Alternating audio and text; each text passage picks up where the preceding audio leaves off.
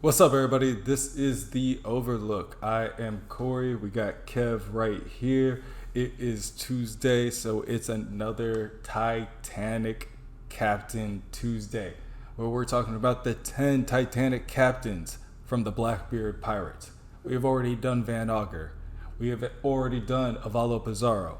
And this week, we are talking about the Crescent Moon Hunter, Catarina Devon. Yep. So, first impressions. First impressions, Kev. What are your first impressions? When you're meeting her coming out of Impel Down,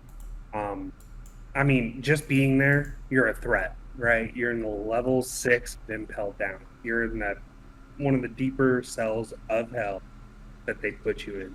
So she's already a threat. You know that she's a threat. That's right. That's why Blackbeard risked all of this to help these people escape and gain them to the crew. So I knew she was going to be dangerous. I didn't know how dangerous until the most recent arc in Egghead. I mean, she went from being a somewhat dangerous person because of who she is and who she's riding with to she could full-fledged become a very serious problem for our straw hats. What And about you? she's just she looks like a problem. Yeah.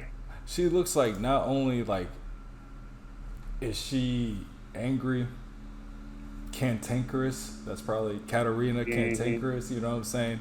But she looks like she could straight up arm wrestle with like Frankie, and I wouldn't even be surprised if she's Yeah. like if Frankie doesn't win easily. I'd be like, yeah, she seems kind of strong. She'd be looking like she could lift a boulder or something. And I think that strength transfers when she's transformed. You know what I mean? Like she could probably look like Nami, but still punch out somebody, which is terrifying because she does have multiple different. This is kind of like how Mister Two, when we first met him, how he was just like Mm-hmm. going through all the faces. Like, think of all the people she could have just in her back pocket. Think of all the Yeah. people. I mean, if we're just talking about post time skip, and since Van Auger is just known to teleport around, I mean, she could technically have been anywhere we've been at so far, just like watching, getting intel on some Yeah. Akatsuki stuff. So, um, the most dangerous woman alive, definitely. This is fitting. It goes after Robin, who is also, quote unquote, the most dangerous woman alive. So I think, if anything, she is going to be fighting Robin. So this is very fitting that she comes after our Robin video. If you would like to see our Robin video, it came out yesterday. We have Mugiwara Mondays every Oh Monday yeah. right before our Titanic Captain Tuesday. So I think it kind of fits because we did Van Mm-hmm. Auger, we did Usopp, we did Robin, we're doing Katarina, so I think we got something going on subconsciously. Mm-hmm. A very fitting counterpart or opposition for Robin, and we don't see Robin fight like Sure. close up. And that was our biggest thing in our last video, so it will be interesting to see if she has to fight Katarina close up if it does come to that. But yeah, like always, if you are new to the channel, we start this by reading off the bio for each character. Then we go into a little bit of their personality before we start going into like more of their character, their devil fruit and theories. So, Catarina Devon, known as the Crescent Moon Hunter, was the most dangerous female pirate ever to be imprisoned and impelled down within the entire age of pirates. She was freed by Marshall D. Teach and recruited to the Blackbeard Pirates, where she joined the 10 Titanic captains as captain of the 6th ship. Due to her actions and role, she is a supporting antagonist in the Marineford arc, a minor antagonist in the Egghead arc, and a major antagonist in the final saga. Nice. You want to take it for here, or you want me to knock it out? Sure. Devon seems loyal to Blackbeard, so this is all about her personality. After she was rescued from Impel Down, she became just utterly loyal to Blackbeard. Saint J. Garcia even noted that she's unlikely to be a subordinate to anybody but herself, which Devon quickly refuted with Teach is special. Teach's lineage is something different. We all know. when the Marines recognized her for the first time, she mentioned that she likes them too, which suggests that she is somehow somewhat a sarcastic person. Which, I mean, that just goes to how she is. She's a kitsune. I mean, we're gonna get into that later, but Very tricky character. she's a trickster in that. Yeah, that I mean, in that type of mythology. I mean, so Loki vibes. playing tricks. Yeah, Loki, exactly. She also received new clothes in exchange for of the prisoner's uniform that she dislikes wearing. So she doesn't like all this flashy stuff. She's obsessed with collecting beautiful women's heads. So we'll get into this more later with her devil fruit, but can basically touch somebody and then now can take their shape. So she'll touch attractive people just to take their shape and become a good-looking woman, according to her. And so she's declared that she admired the beauty of Boa Hancock and that her head would make a wonderful trophy. She is a serial killer. I feel like we didn't. Yeah. I feel like we should have mentioned that in our like opening, like just first impression. She is a straight up serial killer. Yeah, I mean six.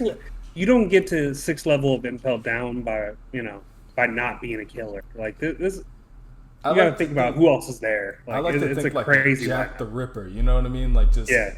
transforming, killing. Like, and it's think of a shadow. You know what I'm saying? You're in one of those like I don't know law. Let's say Sabo growing up cities where they got them candle lights and stuff like that. It's all shadowy. You just see somebody walking, then you see a shadow transform. You're stabbing the person, and then it transforms again and leaves. Like that could have happened countless times. She could be. I forgot the name I just said. Jack the Ripper in like 4, 5, 6, 7, 8, 9, 10 different countries, islands. You know what I'm saying? Like she is a bona fide killer. I mean, it also goes in that she like laughed at Gecko Moria for being upset over her killing his subordinate in Absalom. Like she just like murdered him and she took joy in it. It wasn't like Blackbeard where it was like, I need to kill this person to get something I want. The same outcome, she could have let him live or killed him. She's just a bloodthirsty person. So I like that about her. Yeah. Oh, well, that is kind of fucked up too. Especially think about, we talked about this as well in some of our favorite non-Straw Hat characters, but the Gecko Moria just being like, his whole crew died. And that's when he tried to bring him back. And so he only has bits and pieces of his crew that he tried to amalgamate with like animals to keep him alive too. And then Absalom was there. And, as weird as Absalom was with the Nami stuff, but that was still Gecko's like guy. You know what I mean? Yeah. And then he dies. And then you get called a couple of weeks later to go to this war proceeding where this kid's about to die. You're like, okay, I guess. Like, I don't really feel like it. I go. And then all of a sudden this lady comes up, starts talking shit to you, unprovoked, turns into your best friend that just died, and just kind of like, okay, I'm going to go do something else now. A little fucked up. That's pretty messed up. But that just goes to who she is, though, and that's the thing. Fun is character. She can, if she like, let's say she touched my best friend, and then she finds out later that was my best friend, but he died 20 years ago. She could just turn into him and then mock me, and then it's like, as long as she's touched him, she has those familiar strings to pull on, and that's her power. And if you really just had nothing else to do, and you knew, like, in that scenario, like, the person, like, hey, your friend passed away, you could go to, like, bus stops and just turn to them for a split second. You know what I mean? Like, give them, like, a little bit, and then, like, it's like a deja vu. Like, did I just see him? Like, it's like, nah. You're just like... So since we're talking about her fruit, it is the Ino Inu no Mi Maro Kyubi no Kitsune. So, basically, with this power, she can transform into clones of people.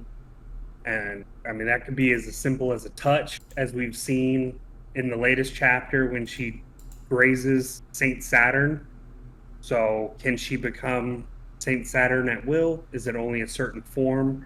These are still the questions that we have about her power and the limits of it. She's not really a hand-to-hand combat fighter, so she has that in mind. She has that a lot in common with the damn it, who's the other swordsman on the Blackbeard Pirates? Shiryu? Yeah, a lot in common with Shiryu in this one. I mean, kind of like a dishonorable killer vibe to me, in a way. The only time we really seen her use a spear is against Whitebeard, and he was basically dead already, so she didn't really do too. Her using a spear is interesting. Nami, when she was originally created, had a spear. She was more like cyberpunky. So I wonder if it was like a throwaway from that piece and then given to her. But I would like to see. I think the spear might speak more to her character too. Sure. Like Blackbeard, her, Shiryu, they all are just like symbolizing getting like stabbing in the back or keeping your distance while doing damage. Like she'll like stab you from the front, but she's also in a safe place. You know what I mean? So it's like they all have like that repeating character thing. Like, I think with her, it's we do have to find out. I looked up Mr. 2 because it says it right here, the Mane Mane no Me.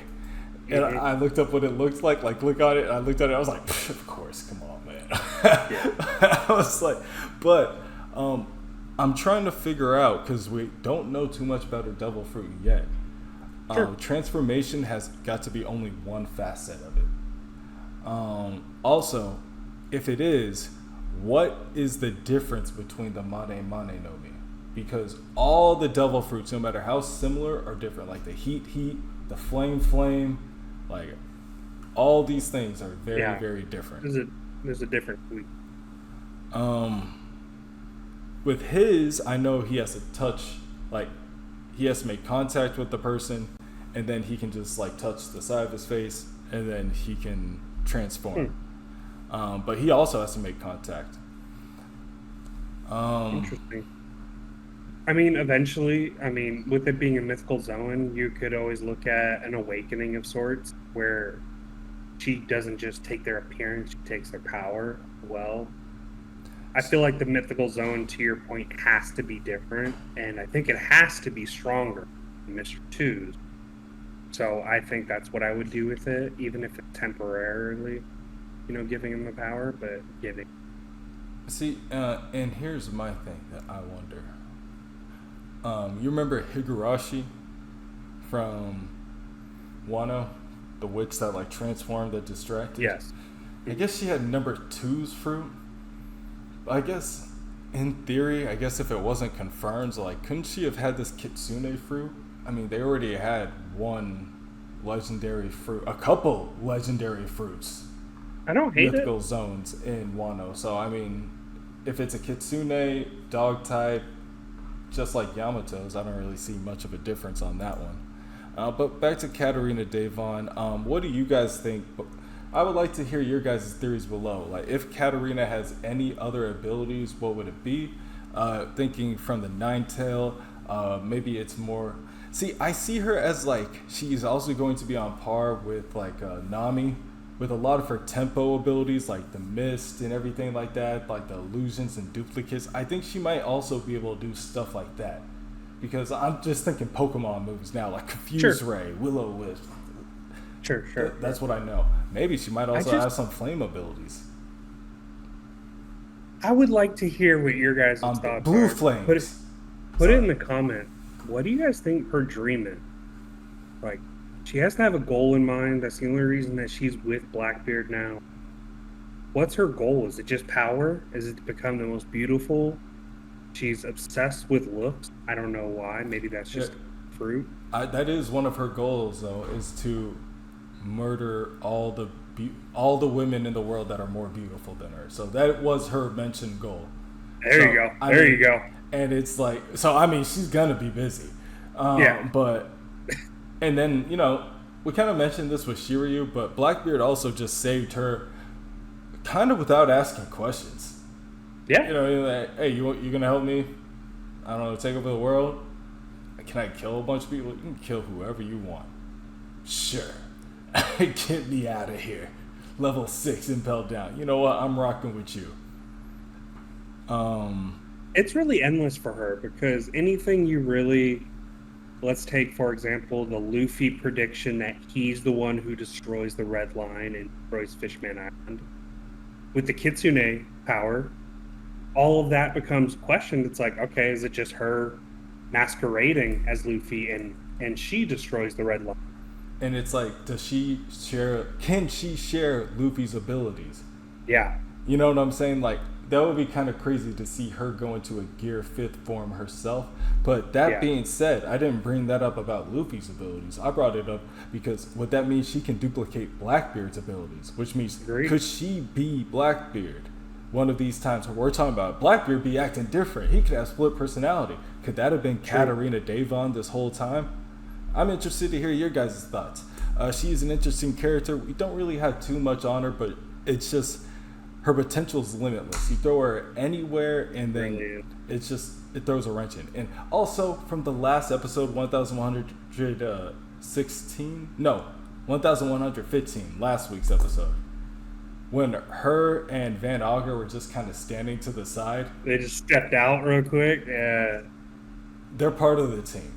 If anybody's part of that team, Shuri might not be, Aokiji might not be. Her, Van Auger, and Jesus Burgess are going to hold it down. You know what I'm saying? Well, it didn't even say a word. He got angry, and her and Auger didn't even look at each other. They were like, oh, you guys pissed the captain off. Now we have to walk out. God damn it. I liked this bar. And that says a lot for a guy who will snipe people from islands away just to make sure he still has practice, and a woman who's killed so many people in cold blood. To be like, all right, you pissed him off, I guess. Good luck, bro. We'll be here. See you later. Yeah.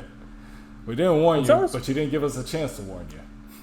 I mean, yeah, guys. Let's go ahead and put in the chat. What do you guys, now that they specifically let her touch Saint Saturn?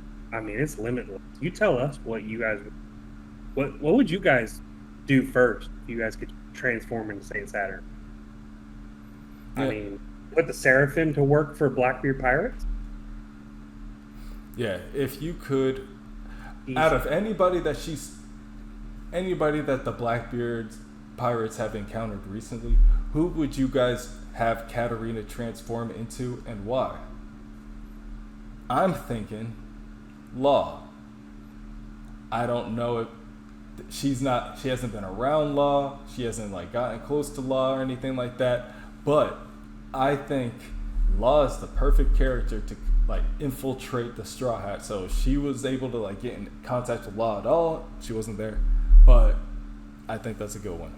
I mean, who says blood isn't enough? I mean, he left behind a bloody hat. If she touches that, it's basic. I mean, you are touching him in a way. So, I mean, I don't see it being wrong. It could be like Toga from My Hero, where it's just like, I mean, put blood in a vial and have him drink it. I mean, nasty as hell, but go for it. But yeah, this is the Overlook, guys. Titanic Tuesday. Catch us next week for another mystery character. I think we got 7 more after this, so we're actually getting down the line. And check back tomorrow. We are going to be talking. It's Wednesday, so it's just our weekly whatever theory mystery video day. It doesn't matter. We're talking about the end of Egghead. It's been a very fun arc. But there's a lot of places where we could go, almost too many places we could go. So we're going to talk about that. Stay tuned to the channel, like, subscribe, share, and we will see you tomorrow. Peace.